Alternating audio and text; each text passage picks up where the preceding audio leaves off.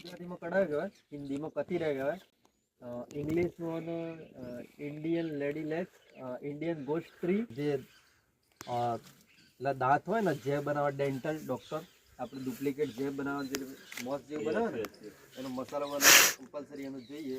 પછી આપણે ટેક્સટાઇલ ગૃહ ઉદ્યોગ હોય ને એની અંદર આપણે જે કપડાં હોય આપણે રંગવાના એમાં ફરજિયાત કડાયાનું ગુણ જોઈએ એમનો ઇન્ડસ્ટ્રીમાં ટેક્સટાઇલ. આવા કડાયા કેટલા વૃક્ષો થતા બહુ ઓછા છે? ના છે એટલે બહુ ઉપયોગ આમાં કડાયો. અચ્છા, ટેક્સટાઇલમાં ઉપયોગ થાય હા બધામાં. અને બીજો મેડિસિન ડેન્ટલ ડેન્ટલ અને સિંગમમાં ચિંગમ એનું ફળ આવે ના એનો ગુંદ હોય ને એ બધા ઉપયોગ થાય. ગુદનો જ ઉપયોગ થાય કડાયા. હવે બીજું ઘણા બધા મેડિસિન ઉપયોગ ખાસ ઉપયોગ માટે.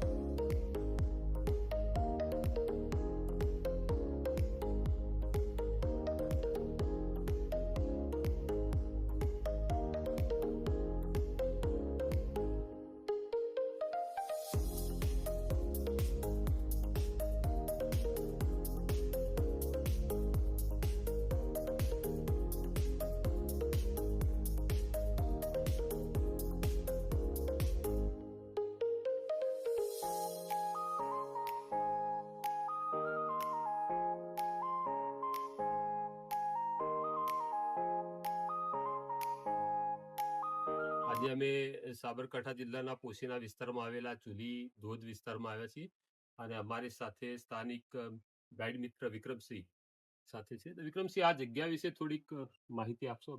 હા, પહેલા તો નમસ્કાર, તમારું હાર્દિક સ્વાગત છે. જે આપ અહીંયા બેઠા છો આ સેઈ નદી છે અને ચુલી વોટરફોલ, ચુલીનો ધોધ, અને ગામનું નામ છે બેડા ખાધર અને પોશીના તાલુકો, સાબરકાંઠા જિલ્લો. ઓકે. હા, એટલે અહીંયા તમે ટ્રેકિંગ પણ કરી શકો અને પથ્થરોની આખી અવનવી જે કહેવાય કે આકાર કે એની દુનિયા એની જોવા મળે.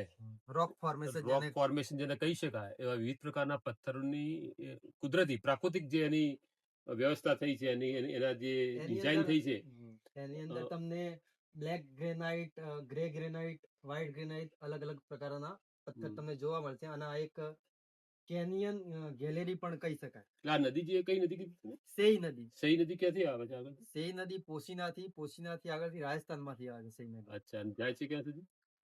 આ સાબરમતીમાં ભળી જાય આગળ જઈને સંગમ થઈ જાય. સઈ નદી પૂરા પથ્થરોની વચ્ચે આવેલી છે અને આખો વિસ્તાર બહુ વિશાળ વિસ્તાર છે આખો. એટલે શારીરિક ફિટનેસ ખૂબ જરૂરી છે મને લાગે અહીંયા સુધી વિસ્તારમાં મુલાકાત કરવી હોય તો. સરસ. ત્યારે અમે સાબરકાંઠા જિલ્લાના પોશીના તાલુકાના લાખિયા તળાવ જોડે આવ્યા છે અને અમારી જોડે સ્થાનિક મિત્ર અને કમ ગાઈડ વિક્રમસિંહ છે. વિક્રમસિંહ, લાખિયા તળાવ વિશે થોડીક માહિતી આપો.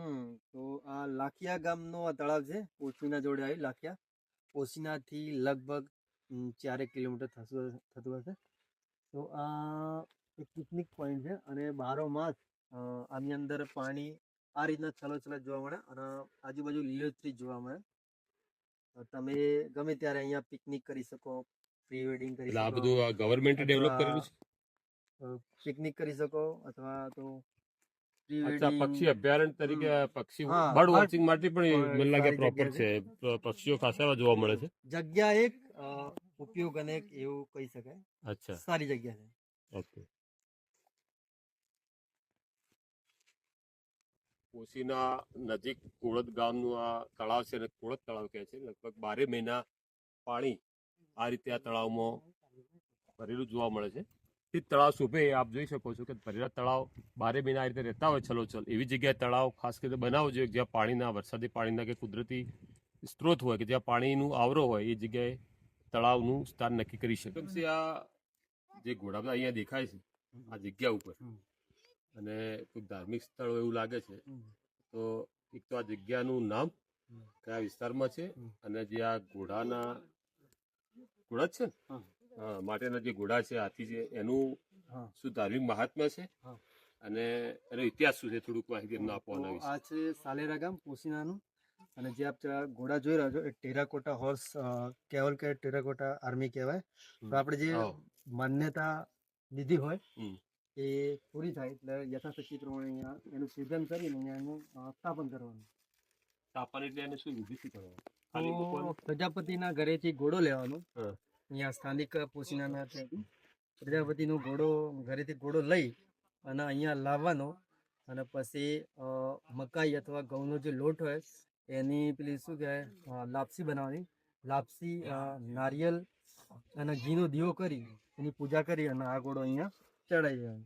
એ ઘોડાની પૂજા કરવાની? હા, ઘોડાની પણ પૂજા કરવાની. અચ્છા, જે મોનતા મોની ઘોડાની મોનતા હા, મોનતા છે કે ઘોડાની. ભાઈ અમારું આ કામ પૂર્ણ થશે, અમારી એમાં મહેનત પૂર્ણ થશે તો અમે તમને ઘોડો. એમાં લોન મુક્તિ, રોગ મુક્તિ, પ્રમોશન, ધંધા રોજગારી માટે પણ તમે બાધા લઈ શકો.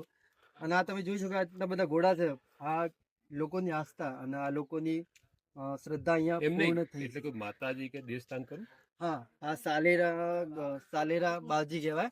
હમ. આ એક ભાતીજી મહારાજનું મંદિર છે. માતાજી મંદિર. હા. ઓકે, બરાબર.